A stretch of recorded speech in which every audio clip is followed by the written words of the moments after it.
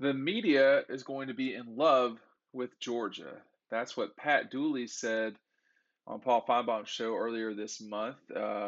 Let's talk about that. Dean Legge from Dog Post, Making You Smarter, Georgia fan. Now, if you don't know who Pat Dooley is, I'll forgive you for sure. He's the longtime Gainesville Sun columnist.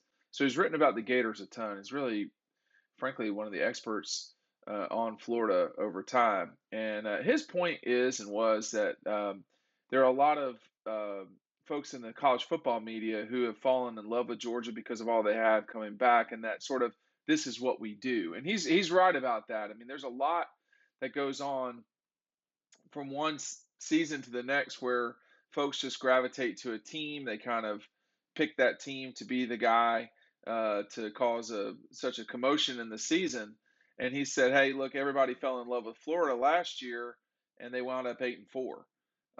There was plenty of skepticism in his comments about Georgia, but I think what he's saying is true at the end of the day, which is that everyone has fallen in love with Georgia, and there's reasons why. It's not exclusively JT Daniels, although that is a lot of it. I mean, listen, JT Daniels is a really good quarterback. He's been exactly what Kirby and them have needed, but he's not the only reason that Georgia is going to be highly thought of coming out of this. And I think the thing that Pat is talking about that maybe is being forgotten here is folks get tired. I mean, they're tired of this dynamic of Alabama specifically, but Alabama, Clemson, and Ohio State. They want someone else to break in there.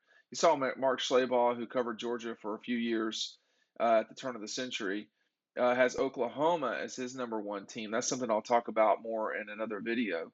But people do get tired of the same old team over and over again. The problem is that when that team's Alabama and they've done, I mean, I'm trying to think of someone who's been as dominant as Alabama's been over the last decade in their particular sport. You think about LeBron James. You know, LeBron James had several finals that he did not win. Steph Curry, you could say the same thing. Tom Brady has been dominant, but not that dominant. His domination has been over a 10-year, or excuse me, a 20-year period, not a 10.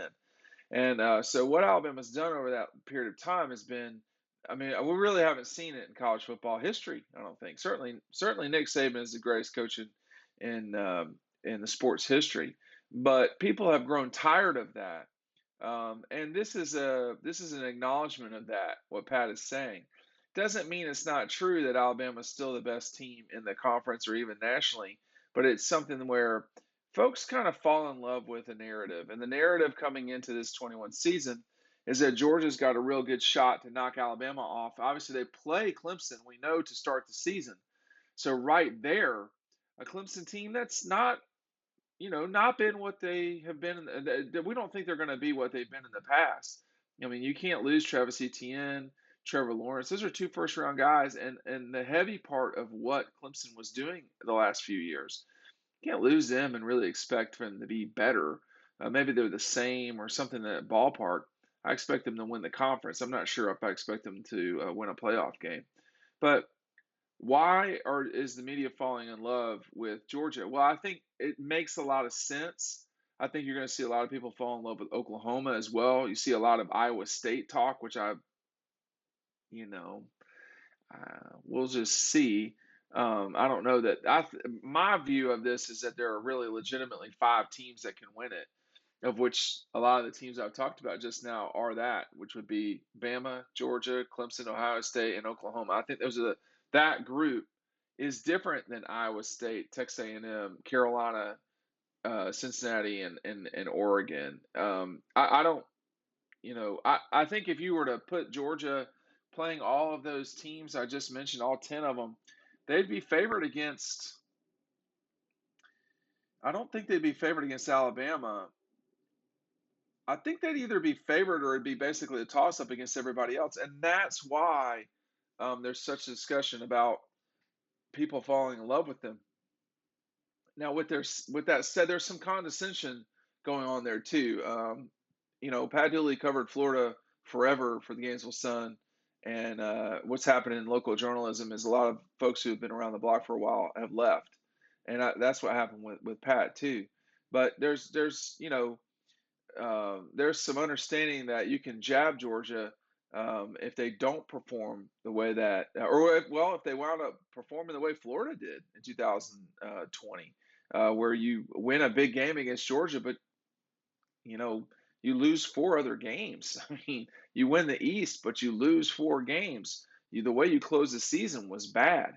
But I do think he's right in that everyone's going to pick Georgia to win. I don't see anybody picking Georgia to not win the East. I mean, you'd really be out on a limb there. But why has the media fallen in love with Georgia? It's pretty evident to me. They've got all the pieces to the puzzle that you need, including a very good quarterback in JT Daniels, two extremely explosive, well, really more than that, but two explosive older backs in Zamir and James Cook. The receiving core is as good, maybe better than Georgia's ever had in its history. The offensive line is solid. It's probably not the best group on the team, but it's good. You have a punter who is very good usually, but not every single time. You have a place kicker who's kicked a game winner in a pressure filled moment, a 50-yarder that was a game winner. The defensive line, Georgia might have the best in the country. Clemson and Alabama both have extremely good lines, but Georgia's is loaded up. The linebackers, Georgia probably has the best front seven in the country. I think you can make the case that Clemson has the best line. Alabama has something to say about that too. But and the really only question mark I think coming in the season is who's going to play corner at Georgia, and that's an important spot, particularly when you're playing Clemson, their high flying offense, and you'll eventually likely play Alabama. I've said this many times. I do think that it's going to come. The national championship is going to come from that one of those five teams. I'm not ruling out a dark horse like Texas A&M.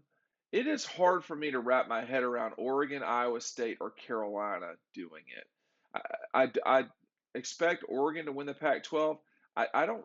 I mean, someone's going to have to win the ACC besides Clemson for me to believe that. I don't think it's a good league.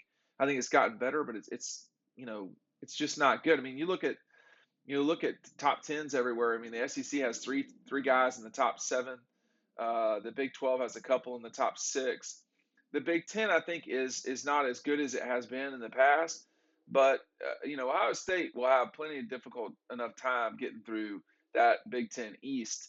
But I just don't see someone other than those top five right now getting out of there. I think Texas A&M, if they beat Alabama, they're in the same boat as Georgia. I mean, Georgia's played three games against Alabama with Kirby there and has lost all three. They've lost two of them in sort of breathtaking fashion, where they dominated the game or was winning the game and then lost it at the end, and then one game where they were routined off the field.